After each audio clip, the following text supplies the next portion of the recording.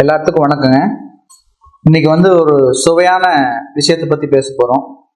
நிறைய பேர்த்துக்கு ஒரு சந்தேகம் இருக்குது. சர்க்கரை உள்ளவர்கள் மாமிச உணவு சாப்பிடலாமா சாப்பிடக்கூடாதா, நல்லதா கெட்டதா?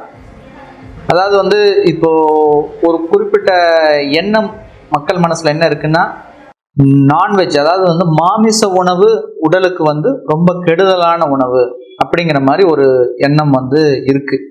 அது உண்மையா பொய்யானா கண்டிப்பா கிடையாது. அது பொய். மாமிச உணவு அப்படிங்கிறது நம்ம உடம்புக்கு தேவையில்லை அப்படிங்கிற எந்த விதமான முடிவும் நம்ம பண்ண முடியாது. மாமிசம் சாப்பிட்றவங்க கண்டிப்பா மாமிச உணவை எடுத்துக்கலாம். ஏன்னா அது இருக்க நல்ல விஷயத்த பார்க்கணும். நான் வெஜிடேரியன் பொறுத்த வரைக்கும் நமக்கு அதுல நிறைய புரத சத்து இருக்கு, அதே மாதிரி நிறைய நார் சத்து இருக்கு. இன்னொரு மிக முக்கியமான விஷயம், அது நிறைய பேருக்கு பிடிச்சிருக்கு.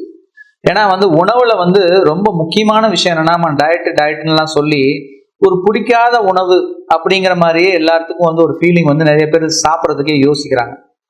ரெண்டாவது, சாப்பிடும்போது ஒரு குற்ற உணர்ச்சியோட சாப்பிட்றாங்க. அதனால எந்த விதமான குற்ற உணர்ச்சியும் வேண்டாம். மாமிச உணவு சாப்பிட்றதுக்கு கண்டிப்பா மாமிச உணவு எல்லாரும் எடுத்துக்கலாம். ஆனால் அதுல இருக்க பிரச்சனை என்ன நம்ம தெரிஞ்சுக்கணும். இப்ப நல்ல விஷயம் சொன்னேன், நார் சத்து இருக்கு, புரத சத்து இருக்குன்னு சொன்னேன். அதுல இருக்க ப்ராப்ளம் என்னன்னு கேட்டீங்கன்னா, நமக்கு அதிக கொழுப்புள்ள மாமிச உணவு நம்ம சாப்பிட்றோம். அதாவது ஒன்று மாமிசத்தை எண்ணெயில பொரிச்சு ஃப்ரை பண்ணி சாப்பிட்டாதான் ரொம்ப டேஸ்டா இருக்கு. இல்லைன்னா இந்த மட்டன் இந்த மாதிரி உணவுல ரொம்ப கொழுப்பு இருக்க பகுதிகளை நம்ம எடுத்து சாப்பிட்றோம். ஏன்னா அதுல டேஸ்ட் நிறைய இருக்கு. ஸோ அந்த கொழுப்பு இருக்க பகுதிகளை கண்டிப்பா நம்ம அவாய்ட் பண்ணணும். நான் வெஜிடேரியன் பொறுத்த வரைக்கும் நீங்க ஃபிஷ் சாப்பிடலாம், சிக்கன் சாப்பிடலாம், மட்டன் சாப்பிடலாம், எது வேணா எடுத்துக்கலாம். இதுல ஃபிஷ்ல பாத்தீங்கன்னா உங்களுக்கு கொழுப்பு அதிகமா கிடையாது. ஆனா ஃப்ரை பண்ணி சாப்பிடக்கூடாது. குழம்புல போட்டு வெந்த மீனும் சாப்பிடலாம். அதே போல கோழிகளை பொறுத்த வரைக்கும் நம்ம இப்போ செயற்கை கோழிகள், பிராய்லர் கோழிகள் அப்படிங்கிறது தான் நமக்கு நிறைய இருக்கு. இந்த பிராய்லர் கோழிகளுக்கும் சர்க்கரைக்கும் எந்த விதமான நேரடி சம்பந்தம் கிடையாது. பட் ஆனா என்னதுங்க, ஆராய்ச்சிகள் மற்ற விஷயங்கள்லாம் பார்க்கும்போது பிராய்லர் கோழியை கொஞ்சம் அவாய்ட் பண்ணி நாட்டுக்கோழி சாப்பிட்றது நல்லது அப்படிங்கிறது நம்ம ஆதி காலத்து முறைகள்ல இருந்து இருக்கு.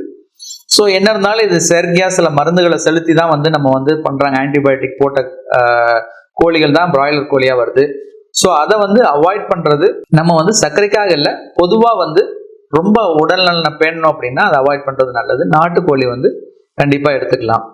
மட்டன் பொறுத்த வரைக்கும் உங்களுக்கு கொழுப்பு அதிகமா இருக்க பகுதிகளை நம்ம அவாய்ட் பண்ணிட்டு, தசை பகுதிகள், கொழுப்பில்லாத பகுதிகள் நீங்க குழம்பு மாதிரி வச்சு வேக வச்ச நான்வெஜ் சாப்பிட்றது தாராளமா எடுத்துக்கலாம்.